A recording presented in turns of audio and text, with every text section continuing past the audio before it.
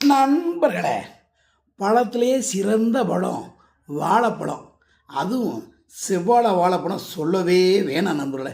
ஏன்னா இதில் அவ்வளோ மருத்துவ குணங்கள் உள்ளதா. இதை சாப்பிட்டாலே உடம்பு ஜம்முன்னு கும்முண்டாகும்னு சொல்கிறாங்க. எனக்கு அப்படி ஆனதா ஒன்றும் தெரியலை. ஒரு பழம் வாங்கிட்டு வந்திருக்கேன். பழம் 10 ரூபா நண்பர்களே.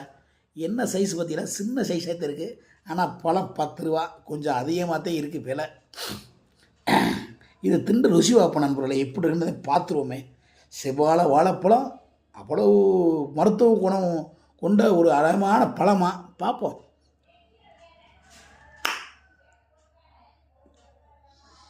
இனிமையாகத்தான் இருக்கு.